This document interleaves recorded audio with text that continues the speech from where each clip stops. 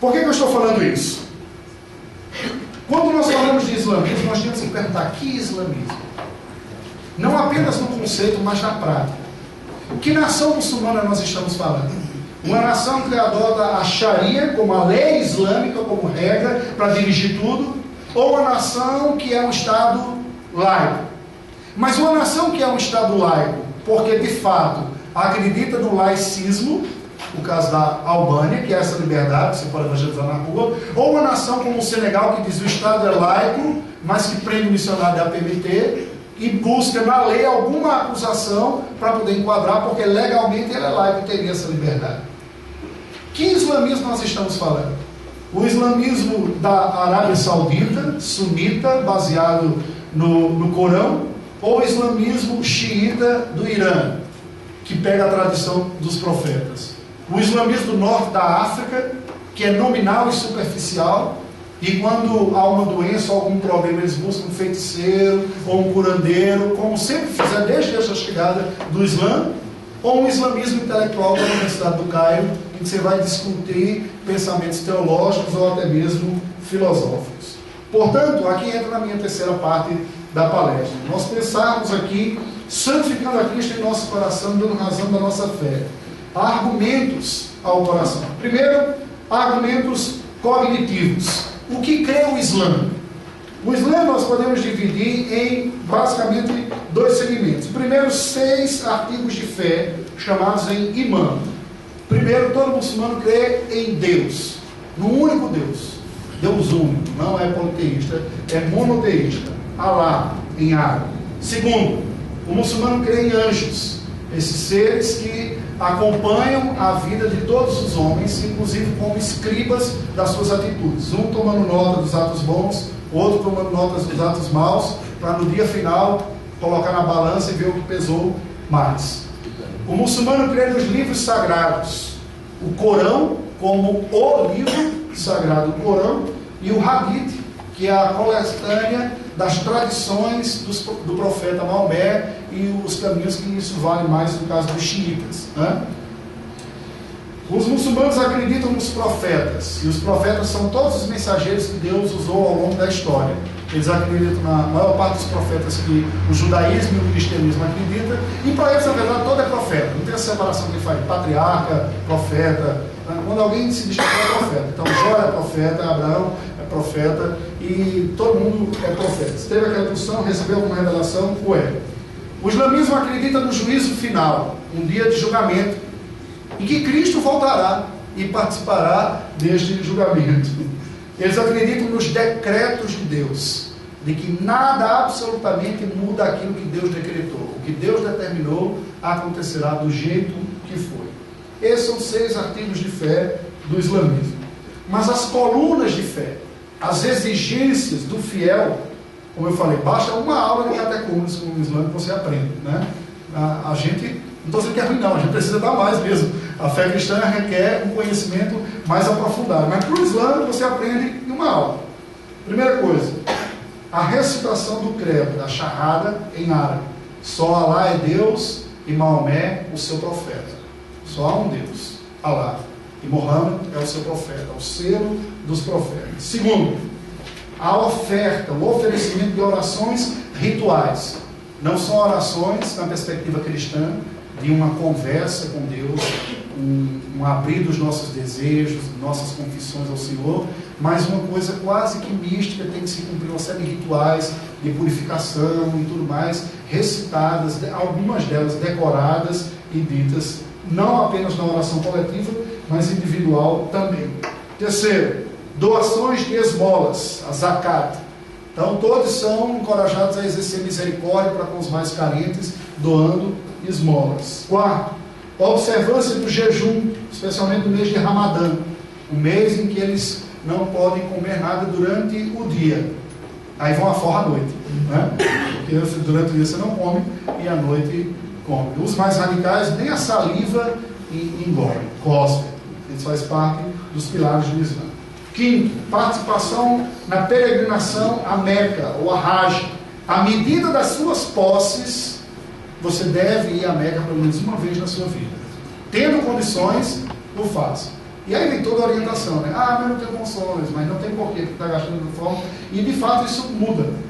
Quando nós visitamos uma mesquita lá na Albânia, nós entramos em uma parte que tinha um túmulo de algumas pessoas. E até o nível do túmulo era diferenciado. Quem foi a Meca estava na posição superior. O que não foi, estava na posição inferior. Né? Esse cumpriu os pilares do Islã plenamente. Aquele outro, não sabe por que não foi, pode ser até porque era pobre, né? Mas não foi. E há quem não coloque, a maioria dos estudiosos não coloca, mas o Macquarie coloca o empenho na guerra santa, ou a jihad, como uma sexta característica. Porque na verdade é dever de todo muçulmano lutar pelos seus irmãos quando houver necessidade. É dever, é uma obrigação. Então entraria entre os pilares também. Bem, esses são os artigos de fé e as colunas. Agora, queridos, eu queria que nós pensássemos em uma outra realidade. Quando nós falamos da evangelização, da defesa da fé frente ao mundo muçulmano, nós temos que entender que nós não estamos falando simplesmente em levar o evangelho para uma outra religião. Nós falamos verdadeiramente de uma mudança de cosmovisão. O pensamento islâmico, diferente do pensamento cristão, ocidental, protestante em particular, é um pensamento uno. Há uma unidade do pensamento islâmico, que engloba e encerra tudo em honra a Deus e a Maomé, através da teologia. E eles fazem uma radical distinção e oposição. Eu gostaria de ler uma citação de Said Qutb, falando sobre essa diferença de pensamento entre os dois segmentos. Ele nos diz assim, vamos explicar. O Islã, porém, considera que existe, além das ciências exatas e suas aplicações científicas, duas formas de cultura. A islâmica, que se baseia nas regras do conceito islâmico, e a idólatra, que se baseia em vários métodos, mas só tem um único princípio: erguer o pensamento humano como um Deus que não se submete às regras do Deus único. A cultura islâmica engloba todos os domínios da atividade cultural e realista do homem. Encerra regras, métodos e particularidades que permitem a essas atividades se desenvolverem e progredirem continuamente. Veja que há um empenho na construção de uma cosmovisão islâmica que responda e integre todas as áreas do conhecimento, e não só filosoficamente, mas as práticas humanas também. Isso faz parte da tradição islâmica. Questões relativas. Quando nós falamos da evangelização de muçulmanos, nós vamos nos deparar de cara com uma dificuldade. Qual é a base dessa tarefa? Prolegômenas. A primeira matéria de teologia vem à tona aqui. Nós estamos lidando com o princípio de autoridade. Nós não estamos falando com um grupo que aceita a Bíblia Sagrada como sua regra de fé e prática. Já bem falou alguns historiadores e pastores e teólogos aplicando a evangelização da América Latina, dizendo que não se trata propriamente de uma evangelização, mas de uma reforma religiosa. Porque quando nós chamamos católicos a crer em Cristo, nós estamos propondo que ele reformule o cristianismo dele. Tire os excessos e desvios que lá estavam e volte ao que é bíblico. Por isso falamos de reforma. Temos a mesma base de autoridade que a Bíblia Sagrada. Mas como evangelizar alguém que não reconhece esse livro como sendo palavra de Deus? Pelo contrário, no seu texto sagrado, acusa judeus e muçulmanos de terem deturpado o texto sagrado e mudado o sentido do que o era. Prova é que a discrepância em traduções, em cópias, a manuscritologia, dizem os teólogos islâmicos, a manuscritologia cristã é a evidência de que eles estão com a mentira. Porque Deus não preservou o texto original. Nós temos o texto como foi citado pelo profeta Maomé no primeiro dia. Quando nós vamos evangelizar, qual é a base? Este homem, Ramon, propunha que a evangelização fosse em base absolutamente racionais. Quer dizer, eles não vão aceitar a Bíblia como argumento. Se a verdade do cristianismo é verdade e é de Deus, então não haverá argumento melhor do que os argumentos cristãos. E ele propôs debates a sua vida toda, só comparativo e de embates tensos e profundos filosóficos entre o cristianismo e o islamismo.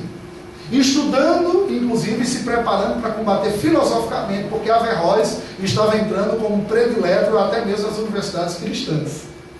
No entanto, ele não foi bem sucedido, não apenas em vender a sua ideia, como também em conseguir converti-los. Morreu provavelmente martirizado numa última tentativa de pregar os muçulmanos lá na Tunísia.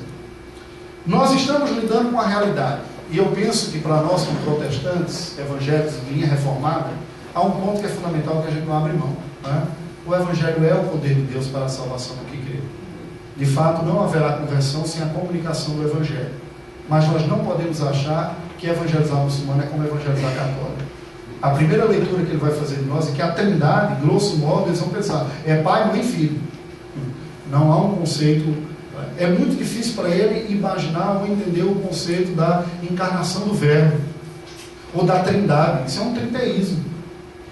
Então veja que, e aí vai num tom de preocupação. Eu senti, quando estava fazendo um dos meus treinamentos, não da PPT, fora, uma certa desconsideração ou até crítica à teologia.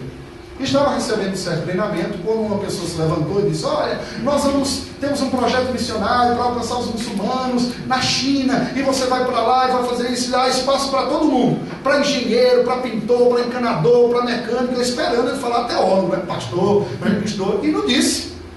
Aí eu falei, rapaz, o que está acontecendo? Aí ele disse, olha, teólogo a gente não tem dado preferência não, porque esses caras têm dado tanto trabalho. Irmãos, é um tiro no pé pensar em levar o evangelho para um outro povo, de outra base teológica, se nós não tivermos muito claro para nós mesmos o em que nós cremos. São clássicos os casos de missionários que se perderam, não souberam responder às perguntas e os questionamentos sobre a Trindade, sobre a fé, sobre a encarnação, doutrinas que foram de profundo debate dos primeiros séculos da era cristã. São temas da evangelização hoje com muçulmanos. Aquelas aulas pesadas de teologia vai ser aluno do missionário. Pense nisso. E é importante termos isso muito claro em nosso coração, desta valorização. Eu até me virei com o colega e disse, eu devia ter feito o curso de pipoqueiro, ia ser mais útil, né? Mas, bem, para aquele segmento, né? Não que eu acredite assim. Obviamente, a gente vê muito claramente a importância de uma boa formação teológica. Porque se aqui as respostas mal dadas já causam tanto estrago num ambiente de pano de fundo cristão, imagina o que não será no ambiente de pano de fundo não cristão. Algumas pessoas, na tentativa de se verem, porque houve um tempo que veio uma onda no mundo, na sociedade não cristã, ocorreu esse pensamento de revisionismo histórico. As nações que foram colonizadoras começaram a fazer uma espécie de meia-culpa com as suas atitudes colonialistas para com os países que eles dominaram. E isso é uma crise séria hoje na Europa, por exemplo. Eu tenho participado de alguns eventos e estudos sobre essa questão do debate religioso entre cristãos e muçulmanos, não apenas no meio evangélico, mas fora do meio evangélico. Participei no Mosteiro de São Bento e um outro, um debate internacional baseado em Raimundo Lúrio. E todos têm falado o seguinte: o Ocidente está envergonhado, ou as nações que foram colonizadoras cristãs, sejam católicas, sejam protestantes, envergonhados do que fizeram no passado e tímidas diante do islamismo cada vez mais militante e atuante, sem saber dar respostas, pedindo desculpas pela colonização que fizeram, mas sem saber dar respostas. A Europa se vê cada vez mais presente, com a presença marcante de muçulmanos atuantes e fiéis, ela que está secularizada e sem saber lidar com esta realidade. Como é que nós podemos pensar numa evangelização, numa apologética, se nós nem mesmo entendemos o que é? Precisamos entender. A título de curiosidade, eu gostaria de ler para vocês uma citação de um outro mestre islâmico, Mohammed Abdullah, sobre a controvérsia entre predestinação e livre-arbítrio no Islã. Entre eles também há esses debates. Ele diz assim: aí surge, na verdade, um dilema para o teólogo muçulmano. Se por um lado dizemos que o homem é responsável por seus atos, isto seria incompatível com a predestinação dos seus atos. Do mesmo modo, se declaramos que o homem é livre contra os seus atos, implicaria que Deus não tem nem poder sobre ele, nem conhecimento do que o homem fará durante a sua vida terrena. Ambas as alternativas criam um embaraço. Desejamos atribuir a Deus não somente a justiça, mas também a onipotência e a onisciência. O profeta Muhammad ridiculariza o debate, devendo este permanecer indefinido permanentemente. E ele formalmente ordenou que seus seguidores não se envolvessem em tal debate, acrescentando: muitos que os precederam já foram desvirtuados por essa discussão. Ele reconhece em Deus, com todo respeito e reverência, os atributos da onipotência e onisciência, e afirma também que o homem é responsável pelos seus atos. Ele não deseja lidar qualquer desses aspectos com o outro. De certo modo, ele relega esta discussão ao nível da futilidade daquele que questiona quem surgiu primeiro, se foi o ovo ou a galinha. Então veja, por que eu citei isso daqui? Debates teológicos existem no mundo islâmico. Enquanto que há uma corrente no meio cristão que está dizendo: a gente não tem que conhecer teologia nem que debater.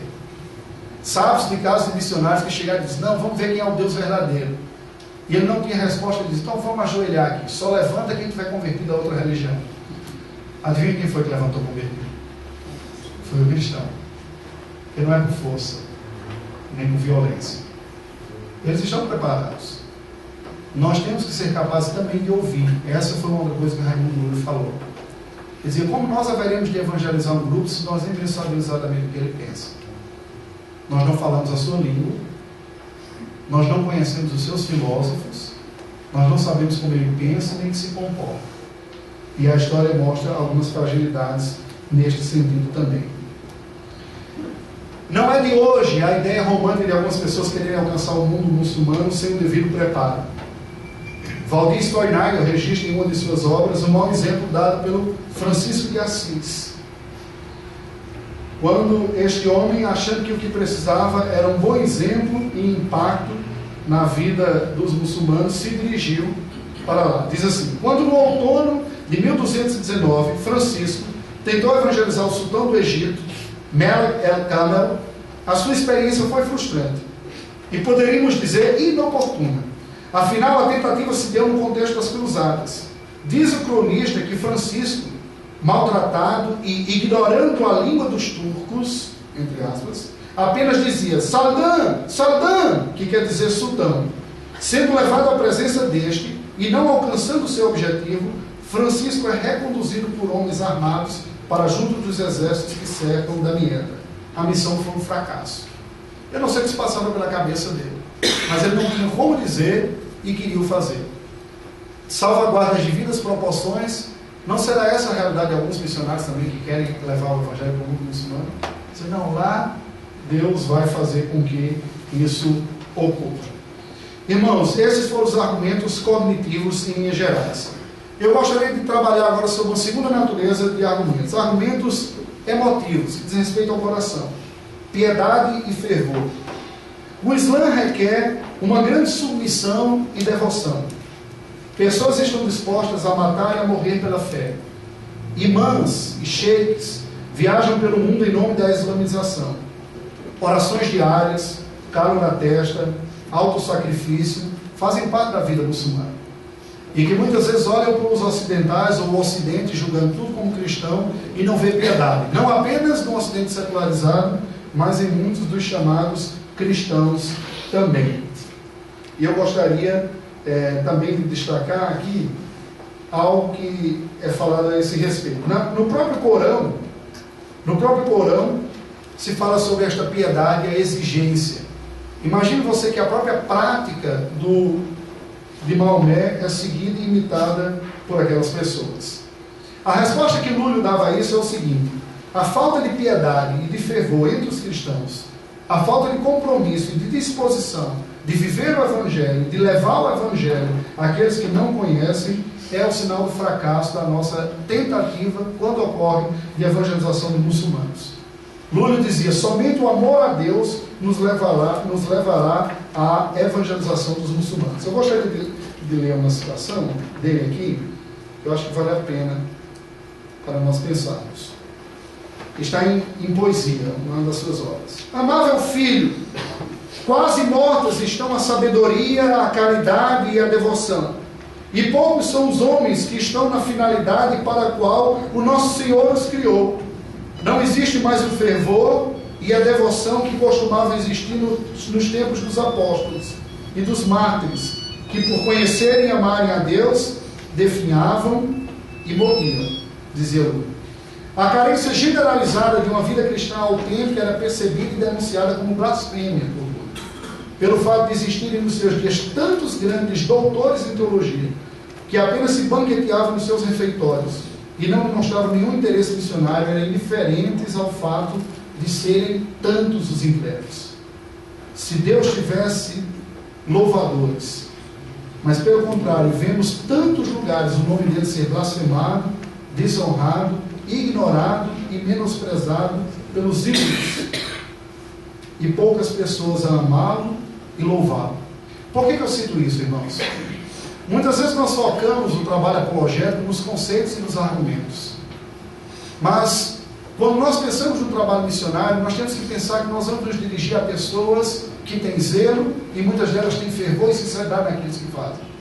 A nossa língua e a nossa mente podem estar muito bem treinadas intelectualmente, mas a nossa vida fria, indiferente, e muitas vezes com falta de fervor, de piedade e de honestidade, pode pôr por terra tudo aquilo que o argumento da nossa boca tem a dizer.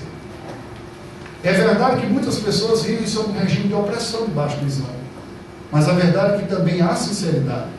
Eu não estou relativizando a verdade, eu estou nesse momento destacando a importância de que a apologética tem que ser o coração, a mente, mas também a emoção e a sinceridade. O nosso Senhor Jesus Cristo é o Redentor da sua igreja, e deveria ele sim receber o maior louvor e a honra e a glória da parte daqueles que o seguem, e disposição. E era esta denúncia que o Lula fazia nos seus dias, e eu o leio como se tivesse ouvido alguém que está falando hoje, nos dias de hoje. Onde estão aqueles que louvam a Deus e o honram, e se esforçam para vê-lo conhecido? Não parecem estas palavras com as palavras de John Piper em Alegre seus povos? Que de todos os motivos pelos quais nós podemos fazer a obra missionária, nenhum é tão digno, tão honesto e tão verdadeiro quanto o compromisso profundo e sincero de ver Deus sendo honrado e glorificado no meio de povos e nações que ele ainda não recebe o louvor que lhe é devido. Não há nada mais bíblico e reformado do que isso. A Deus toda honra, toda glória e todo louvor. O desejo de ver Deus recebendo o louvor que lhe é devido deve acompanhar os nossos argumentos. É o peso do coração que o profeta sentia ao ver o povo se afastando dos caminhos do Senhor. É a alegria e a devoção que a igreja sentia primitiva apostólica. Pois bem, queridos, por fim os argumentos volitivos: piedade e fervor, decisão. O Islã requer uma grande submissão.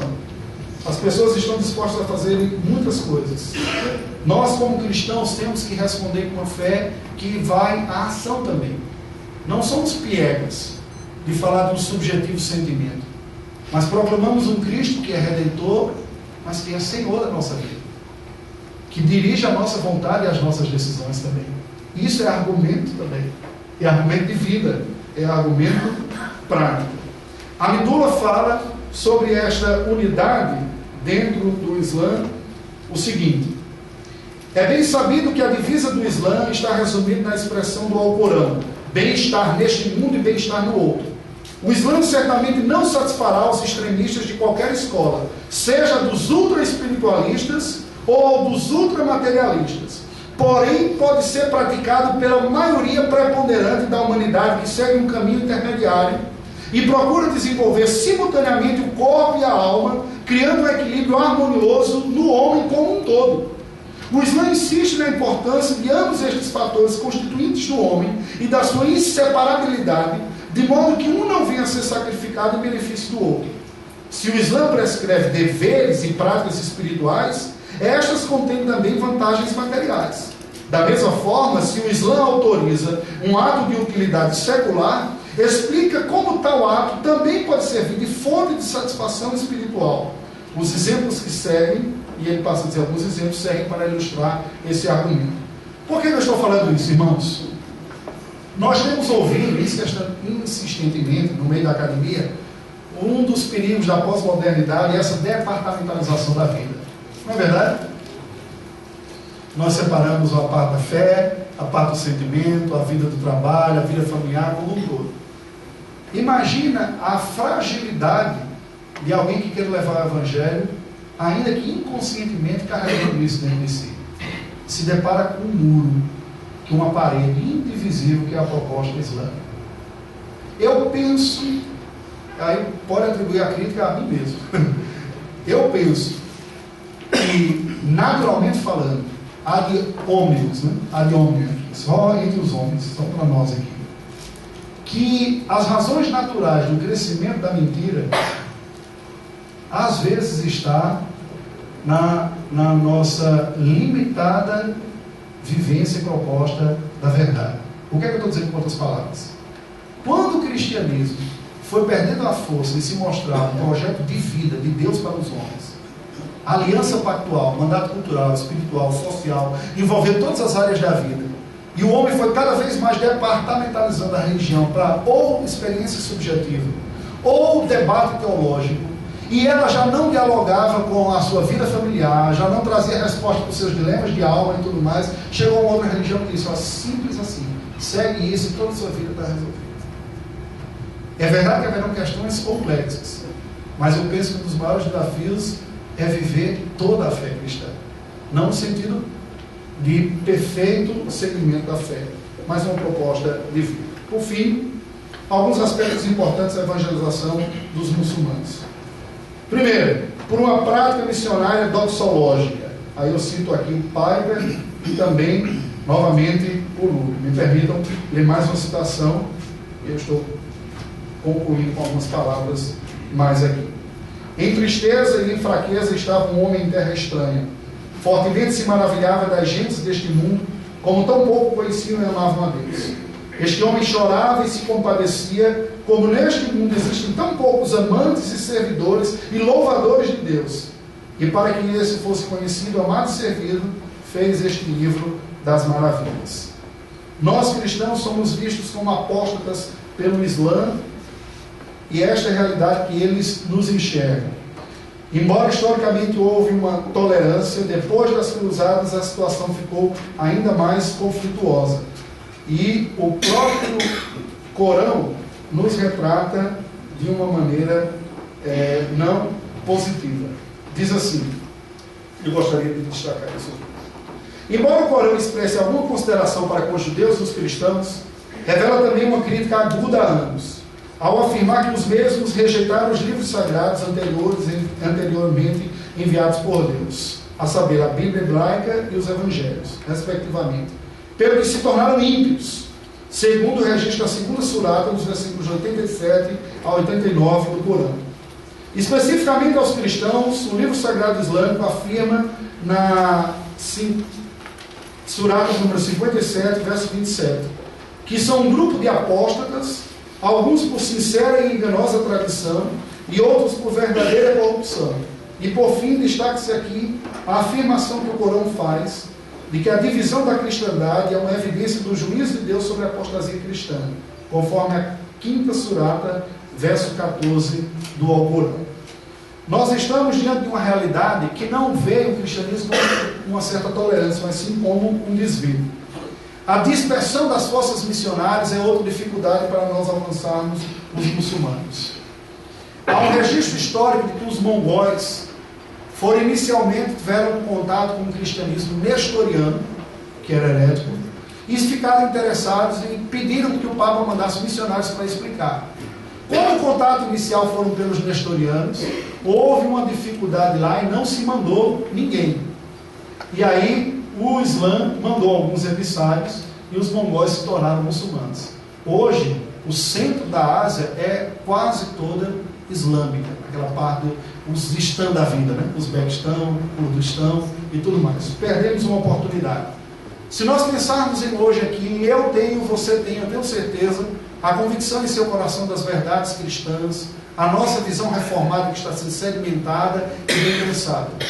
Mas como nós vamos trabalhar em um país em que o cristianismo é menos que 0,5% da população, menos que 1% da população, e você, como missionário cristão, presbiteriano, é um no meio de, se tiver outros tantos, 5 ou 6. Como podemos pensar na evangelização desse povo se nós mesmos, como cristãos, não conseguimos desenvolver um plano de cooperação? E eu não estou dizendo para a gente negociar as nossas crenças, mas certamente nós precisamos pensar em como trabalhar dentro desse contexto. Não podemos transfigurar ou mudar, simplesmente transpor a realidade que nós vivenciamos aqui. O nosso projeto é um projeto de colaborar com a igreja albanesa, não apenas vendo a ser a igreja presbiteriana, mas com uma boa teologia. Porque nós entendemos que essa é uma colaboração reconhecida inclusive por eles, pelo líder da igreja evangélica da Albânia, que diz: vocês presbiterianos têm uma boa teologia. E uma forma que vocês podem cooperar conosco é com a formação teológica. Eu penso, irmãos, que Deus tem nos dado uma oportunidade histórica para nós pensarmos. A igreja brasileira precisa de bons pastores formados para dar continuidade ao trabalho que aqui está.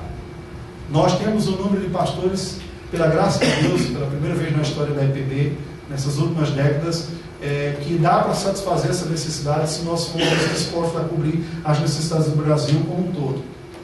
Mas não teríamos nós também que enxergar as oportunidades e necessidades que o mundo coloca diante de nós, de levarmos a fé evangélica, bíblica, solidamente reformada, e assim abençoar não apenas um trabalho presbiteriano, mas até mesmo influenciarmos a igreja evangélica onde ela quer que esteja crescendo.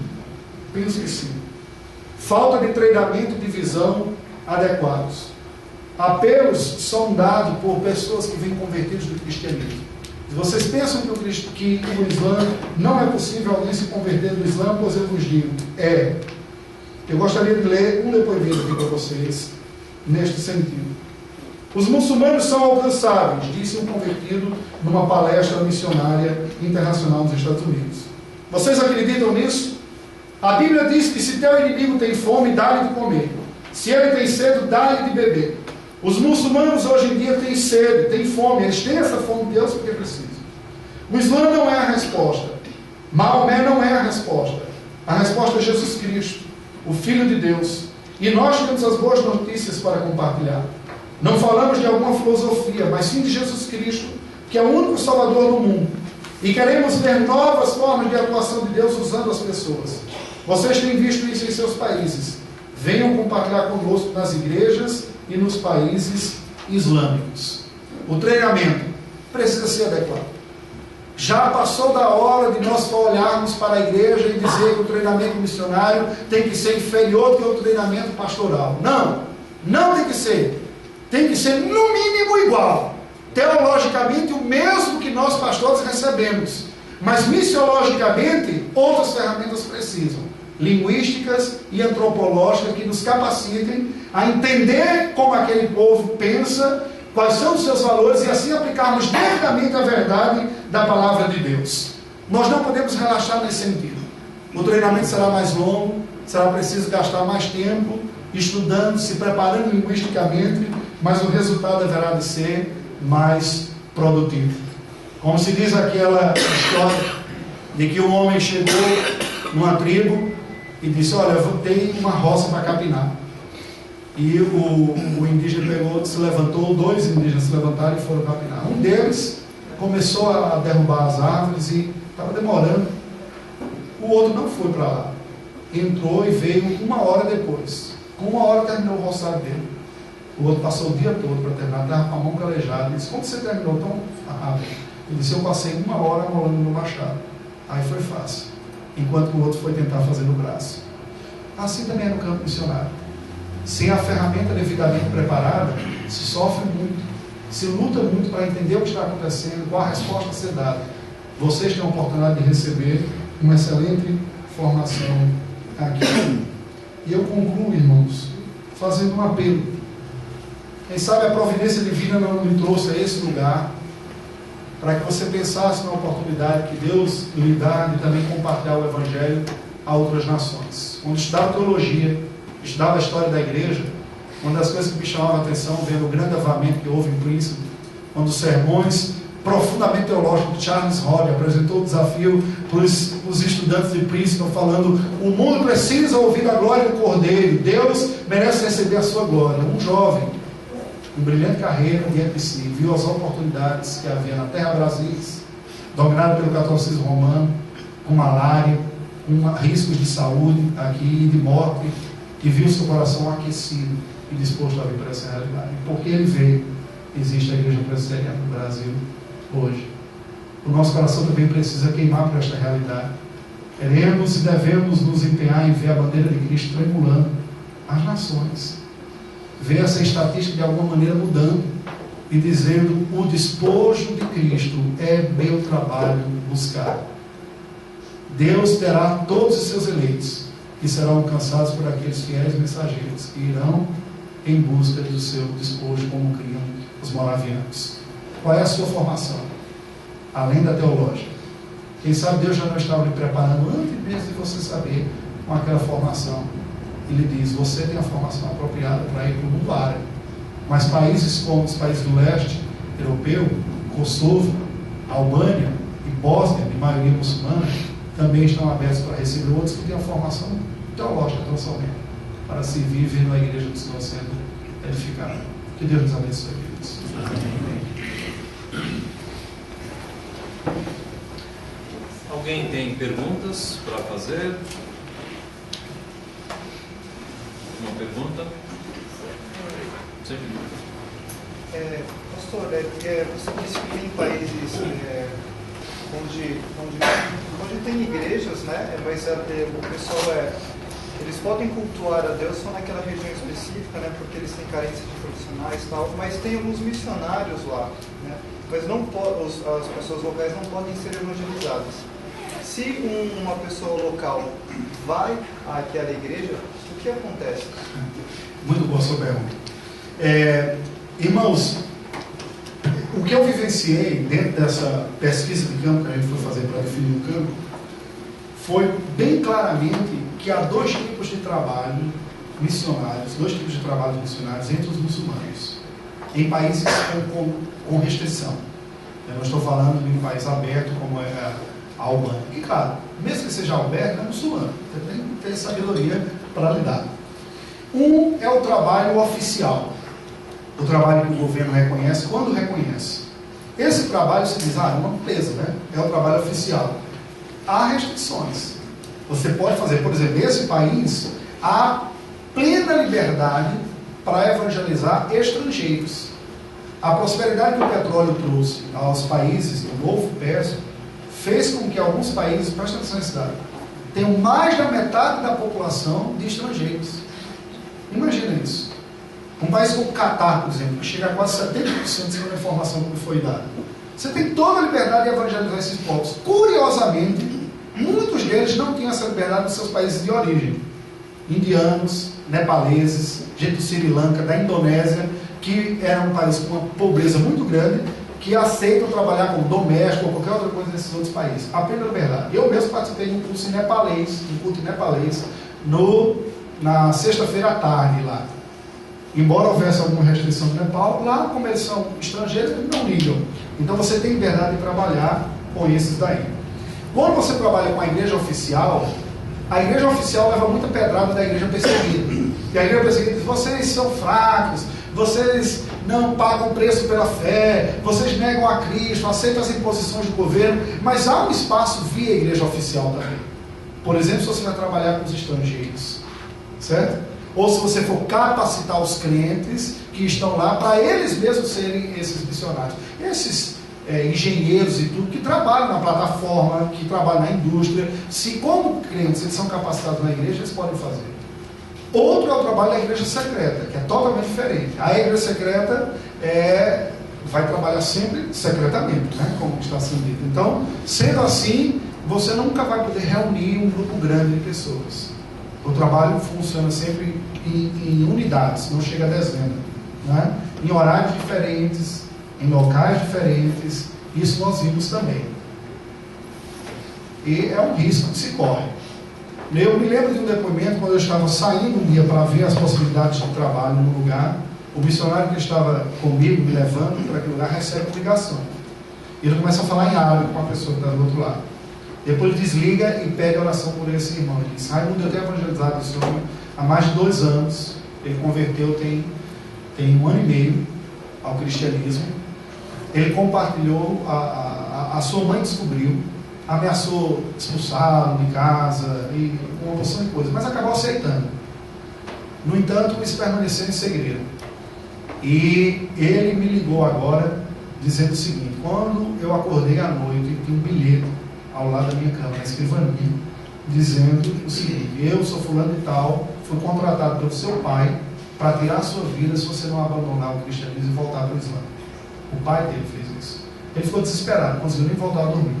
Saiu, pegou a chave do carro, ficou dirigindo, esperando o dia amanhecer. Quando o dia amanheceu, ele ligou para o missionário. Quando ele ligou para o missionário, a gente estava saindo para ver as possibilidades de trabalho. E eu pensei assim: rapaz, o negócio aqui é complicado. Veja, se nós achamos que é difícil a realidade do missionário no campo fechado, pode ter certeza que a realidade do convertido é muito mais difícil. Porque como é um bloco unido, ele simplesmente perde a família, perde o trabalho, quando não perde a vida. E um dos trabalhos que se faz nesses países de bloco fechado é tentar dar uma nova vida. Algumas missões procuram tirar um novo passaporte, um nome diferente, só que a pessoa tem que deixar a família, amigo e tudo para trás. Né? Não sei se eu respondi. Mais alguma pergunta? Se não, irmãos, nós vamos encerrar. Alguém tinha levantado? Sim, por favor.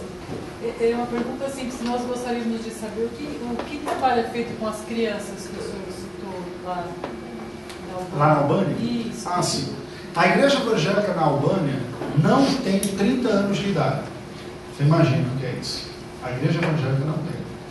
A pioneira do trabalho que ficou até agora foi uma brasileira. Chegou lá ainda no comunismo, quando o país era fechado, semelhante à Coreia do Norte é hoje. E essa igreja, eu testemunhei, eu fui num culto numa igreja albanesa, um pastor albanês já, né? E foi muito bom ver a alegria daquele povo participando. O país pode, a igreja oficial está registrada, e a gente, quando entra, você já dá aquela escaneada para tentar entender, né? Eu olhei assim, deu para ver que a igreja era, na sua maioria, de pessoas entre 18 e 30 e poucos anos de idade. Depois que terminou o culto, o nosso missionário foi conversar com o pastor lá, porque eles trabalharam junto há um tempo atrás, e o pastor falou assim: você lembra, Benilton, dessa igreja quando ela estava nascendo? Era aqueles adolescentes e crianças que a gente estava trabalhando há 15 anos atrás. Por que eu estou falando isso? A nova geração que cresceu sob o regime comunista, sendo perseguido, não podendo cultuar nem como cristão, nem como muçulmano, e que se abriu agora, e que quer viver um país diferente, quer enriquecer, quer entrar na União Europeia, que eles não estão, há sérios problemas de corrupção e tudo mais, é a geração que está aberta. E a igreja que tem surgido na Albânia tem sido com a evangelização de adolescentes, inicialmente. Depois, o resto da família acaba sendo alcançado. Então, o trabalho lá é um trabalho de apoio. Então, ele dá uma aula de reforço de inglês, oferece oficinas de violão, aula de espanhol, porque a esposa do nosso missionário é argentina, né? A Mônica, né? É uma brasileira casada com argentina. Agora, olha só, a filha deles fala com o pai em português, com a mãe em espanhol, com um professor em inglês e com os amigos na rua em albanês. Essa é a realidade linguística daquele povo lá. Então, são trabalhos para se investir.